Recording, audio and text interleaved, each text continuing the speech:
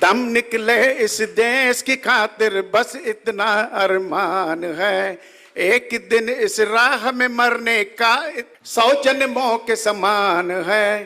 देख के वीरों की कुर्बानी, देख के वीरों की कुर्बानी, हम अपना दिल भी बोला मेरा, रंग दे बसंती चोला मेरा, रंग दे बसंती चोला। जय Hind. You all have been earlier addressed formally by earlier speakers. Therefore, I will not take your time and allow me to put you all in a single frame and address you, मेरे प्यारे भारतवासियों। क्रांति, आंदोलन, जय हिंद, तुम मुझे खून दो मैं तुम्हें आजादी दूंगा, आजादी तेरा जन्मदिन, आजादी तेरा जन्म सिद्ध अधिकार है।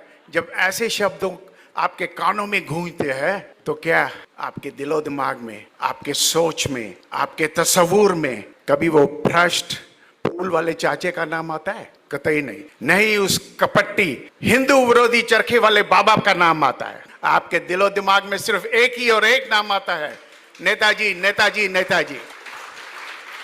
भले ही नेताजी की तस्वीर भारत की मुद्रा पे ना हो, लेकिन मेरे मित्रों, मेरे प्यारे दोस्तों, मेरे मेहरबान मित्रों, जो व्यक्ति 80 वर्ष के बाद 1.25 करोड़ भारतवासियों के दिल की धड़कन हो चुका हो, क्या वो किसी कागज के टुकड़े की मूर्त का मोहताज हो सकता है? कतई नहीं। आज उस स्वतंत्र सेनानी, महानायक, सदियों में ऐसे लोग एक बार पैदा होते हैं। नेताजी की 80 वर्ष, भारत में आगमन के 80 वर्ष की हम समारोह आयोजन किया हुआ है, और मैं आपको यह पूछ रहा हूं, एक छोटा सा प्रश्न कर रहा हूं, अगर नेताजी ना होते तो आज आप इस खुली हवा में सांस ले सकते होते? कभी नहीं। 80 वर्ष पहले जब नेताजी अकेले निकले थे, उनका आगमन थाईलैंड के देश में हुआ था, तो वो एक आजाद हिंद फौज का निर्माण करने के लिए आए थे यहाँ। और मैं आपसे ये पूछ रहा हूँ मेरे मित्रों, जिसका न राजा रजवाड़ा हो न शासक हो, और वो 1 लाख की फौज जमा कर पाए, या ये कोई संभव है? किसी के लिए भी संभव है? अगर आप 20,000 वर्षों के इतिहास को देखेंगे, जहां तक मैं इतिहास पढ़ा हुआ हूं, तो 3 नेता ऐसे हो चुके हैं जो शासक नहीं थे, राजा रजवाड़े का कोई राजा नहीं थे, और उन्होंने एक विशाल फौज खड़ी कर देश को आजाद किया है, युद्धें की हुई है। पहला था श्री राम, जो एग्जाइल में था, और वानर, वनवासी, इन सब की फौज खड़ी कर विश्व का सबसे शक्तिशाली त्रिलोक विजेता रावण को उसी की धरती पे मात देने गया और विजय होके लौटा। और दूसरा जो मैंने इतिहास में पढ़ा है, 2357 वर्ष पहले कौटिल्य हुआ करता था, जिसने उस समय के सबसे शक्तिशाली राज्य मगध, उसके शासक नंद को उसी की दरबार में चैलेंज करके वो निकल आए थे कि मैं तेरा एक दिन ये शासन खलास कर दूंगा, और उसने रास्ते से एक आदमी को खड़ा किया। वो शासक थे, वो शिक्षक थे, शासक नहीं थे, सॉरी, वो शिक्षक थे, पढ़ाते थे, लोगों को पढ़ाते थे, आचार्य थे। और उसने एक मोर पालने वाले चंद्रगुप्त मौर्य को पूरे भारतवर्ष का शासक बना दिया। और तीसरा, हमारे नेताजी थे जो 130 वर्ष पहले पैदा हुए, और वो अकेले निकले थे। और कुछ इतिहासकार ये कहते हैं कि उनकी फौज 2.5 लाख की थी, लेकिन गूगल में जब मैंने देखा तो उसने बोला फाइटिंग फोर्स वाज ओनली 85,000 और सपोर्टिंग फोर्स वाज 15,000। चलो हम मान लेते हैं उन इतिहासकारों की संख्या गलत है और गूगल का आंकड़ा सही है, तो भी इतनी बड़ी फौज खड़ी करना और unpaid, I repeat and endorse my statement, unpaid. कोई विश्व का ऐसा कोई लीडर है जो 1 लाख की फौज जमा करे और उसको एक पैसा भी नहीं थे, सारे वॉलंटियर थे। वो अकेले जब निकले थे, अगर आपको ये जानना है तो आपको मेरे साथ 27 अप्रैल 1939 में कांग्रेस कार्यालय में चलना पड़ेगा मेरे साथ। आपने जीएम सैयद का नाम सुना होगा। जीएम सैयद और आचार्य कृपलानी सिंधी पक्ष रखते थे कांग्रेस कोर कमेटी में। आचार्य कृपलानी तो महासचिव भी थे कांग्रेस कमेटी के। जीएम सैयद मुसलमान थे और वो मुसलमान पक्ष रखते थे। वो एक सिंधी में डायरी मेंटेन करते थे और वो डायरी सार्वजनिक है, आप उसके वेबसाइट में पढ़ सकते हैं इस डायरी को। मेरा एक एक शब्द पढ़ सकते हैं जो मैं बोल रहा हूं। और वो डायरी में अपना page number, date, time, venue ये सब लिखते थे। उसने पेज नंबर 52 में जो लिखा है मैं वो रेफर कर रहा हूं। उसने बोला नेताजी करीबन 11 बजे थे सुबह के, बहुत क्रोधित थे और नेताजी अध्यक्ष थे कांग्रेस के। और गांधी पहली बार 30 मिनट लेट पहुंचे। और वो आगे ये कहते हैं कि नेताजी कभी भी गांधी जी से अश्लील भाषा में या अश्लील शब्दों में कभी भी उन्होंने प्रयोग नहीं किया। वो पहली बार था जब नेताजी ने बाएं ऐसे करके उनको डर्टी लुक कर दिए के बोला अगर यही अनुशासन हुआ तो हो गया मेरा भारत आजाद। जिगर चाहिए ऐसे शब्द बोलने के लिए।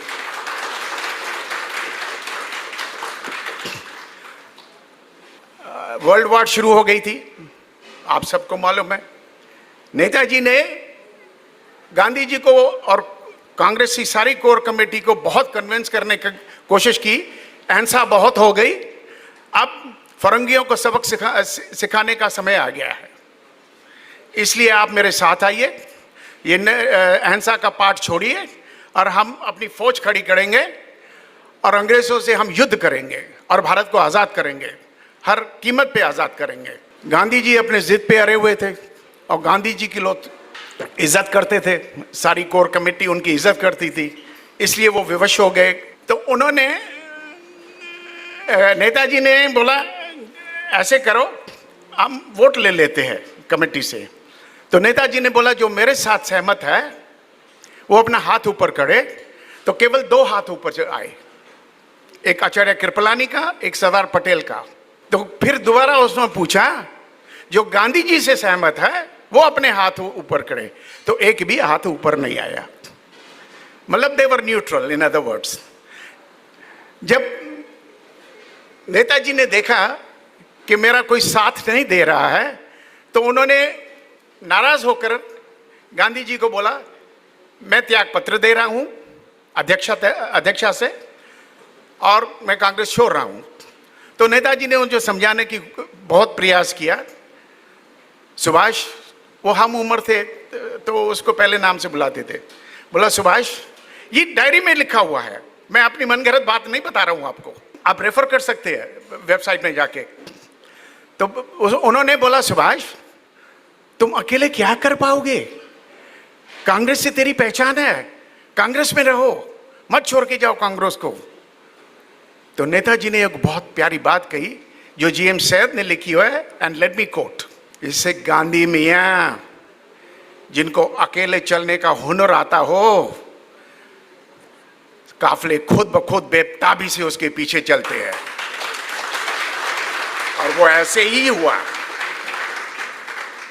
जब उन्होंने भाषण देकर वो जा रहे थे, आचार्य कृपलानी उठकर बोले इंग्लिश में उनको, Subhash I am with you, I accept you as my leader, I will follow you, let's go together.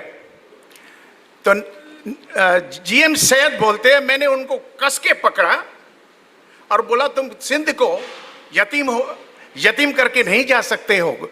Kripalani का नाम असल में जीवतराम भगवान दास कृपलानी था, लेकिन आचार्य कृपलानी के नाम से मशहूर था क्योंकि बनारस यूनिवर्सिटी में बिहार यूनिवर्सिटी में वो पढ़ाते थे, इसलिए उसको आचार्य कहते थे लोग। उसकी बीबी बनारस हिंदू यूनिवर्सिटी में पढ़ाती थी, सुचित्रा नाम था, और यूपी की पहली चीफ मिनिस्टर बनी थी, लेडी चीफ मिनिस्टर। तो नेताजी ने जो उसको जवाब दिया Acharya Kripalani ko, I quote again, as per the GM says diary.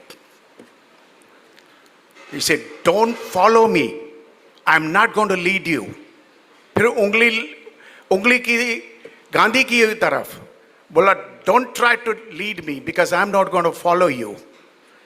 Then core committee के ऊपर देख के बोला, if you are hand in hand, step to step, heart to heart, shoulder to shoulder, I will walk with you. This was Netaji Subhash Chandra Bose. उसके बाद वो अकेले निकल पड़े,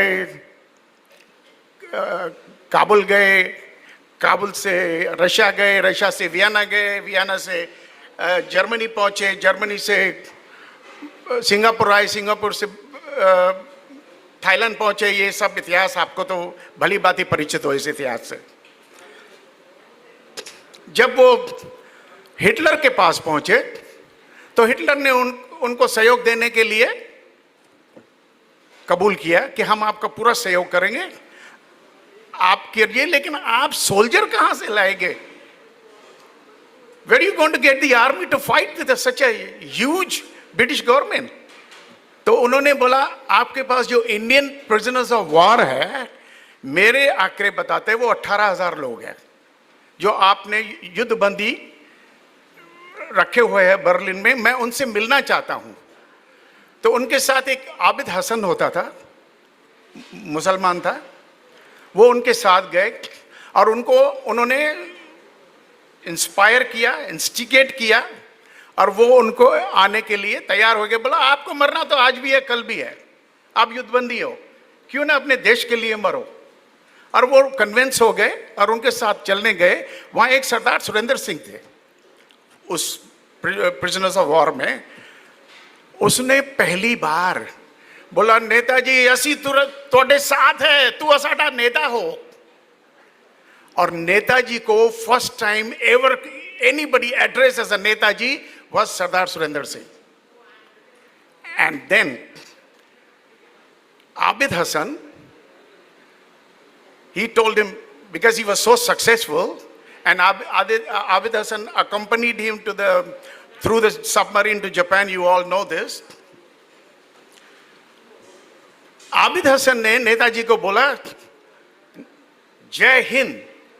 तो नेताजी ने बोला, क्या बोला तुमने? तो वो डर गए. उसने समझा कोई मैंने गलत बात कर दी.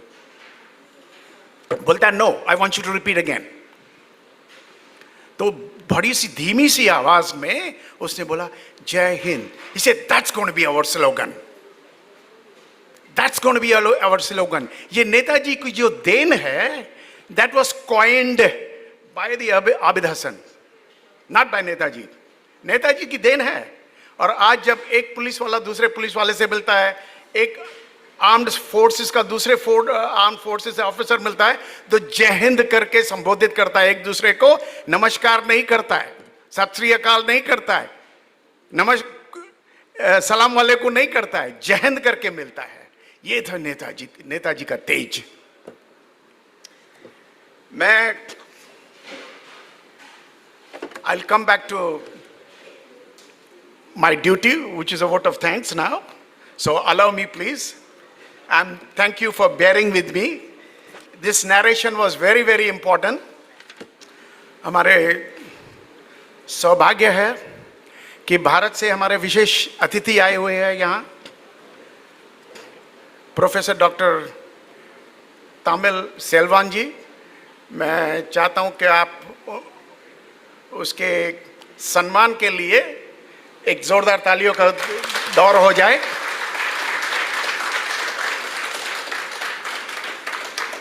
और साथ साथ हम आपके अति कृतज्ञ हैं कि आपने इंडियन एसोसिएशन ऑफ थाईलैंड को ये जो मौका दिया है कि, और आपका विश्वास, हमारे ऊपर विश्वास है कि पूरे थाईलैंड में इंडियन एसोसिएशन के अलावा ये कार्य कोई भी नहीं कर सकता. इसलिए हम आपकी बहुत बहुत धन्यवाद करते हैं और आपको विश्वास दिलाते हैं कि हम आपके विश्वास पे खड़े उतरेंगे. और जो अनफॉर्चुनेटली एक और प्रोफेसर साहब आने वाले थे, लेकिन एयरपोर्ट से उनको वापस भेजा गया क्योंकि 80 के टेस्ट में वो पॉजिटिव हो गए थे। तो I am very sorry to hear that, otherwise he is also one of the our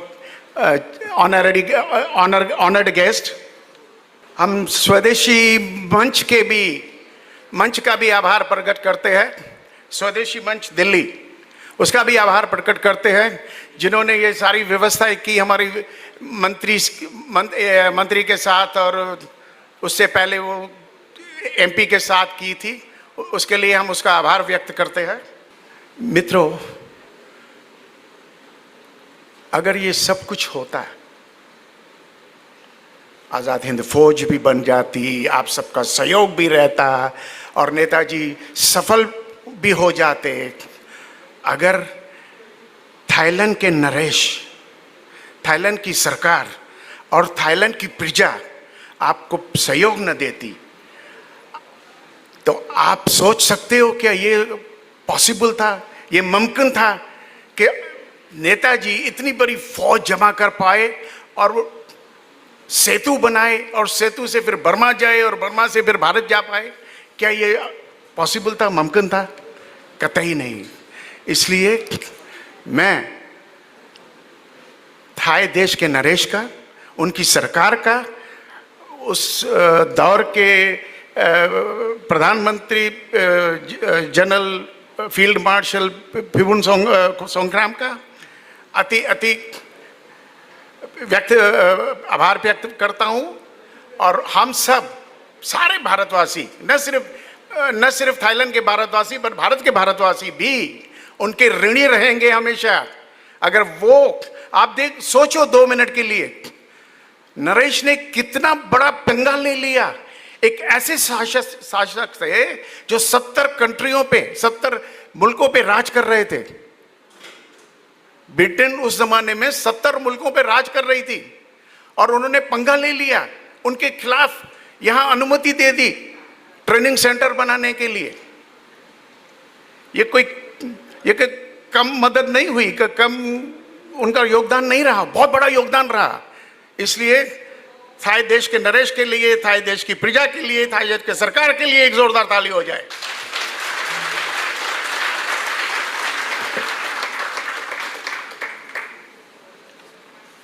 हमने लक्ष्मीबाई को नहीं देखा, हमने भगत सिंह को नहीं देखा, तिलक को नहीं देखा, हमने राजगुरु को नहीं देखा, सुखदेव को नहीं देखा। लेकिन आज जो आए ने पूर्वजों के वंशज यहाँ उपस्थित है, मेरा उनको शत शत प्रणाम। अगर आपके पूर्वज न होते तो नेताजी ये फौज भी खड़ी नहीं कर पाते। इसलिए आपका भी बहुत बड़ा योगदान है। आप सबको मेरा शत शत प्रणाम।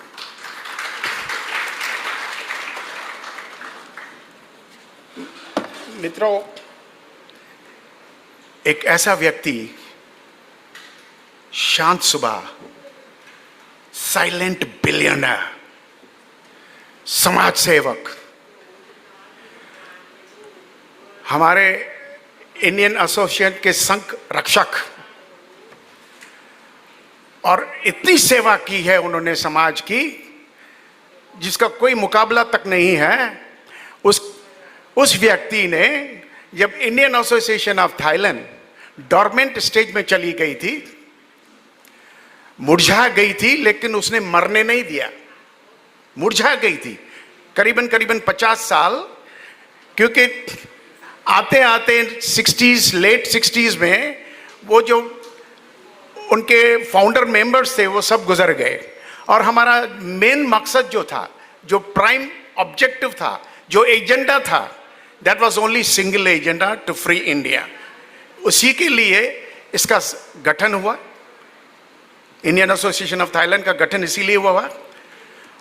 और जब वो टारगेट अचीव हुआ और वो लोग गुजर गए, तो वो डॉर्मेंट स्टेज में चली गई, मुरझा गई थी। लेकिन एक व्यक्ति ने 50 वर्ष तक हर साल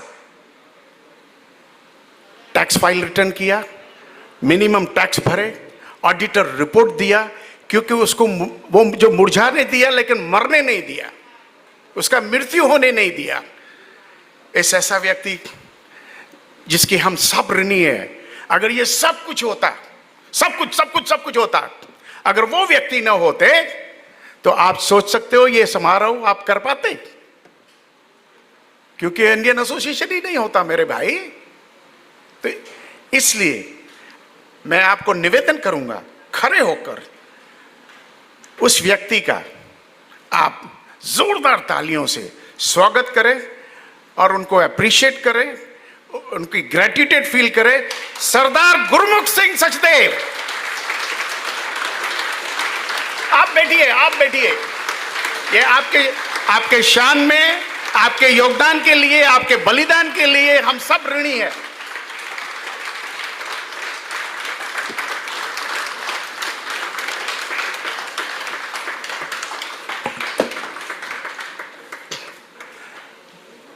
मैं अपनी वाणी को विराम देने से पहले, it will be very injustice if I do not thank and mention the great contribution of a very beautiful couple who are made for each other, who has in this particular event, जिन्होंने बहुत बारीकी से हर चीज की मदद की है, वो है हमारे रवि जी और रेणु जी। मैं आपसे निवेदन करूंगा कि इनके शान में भी एक तालियों का दौर हो जाए।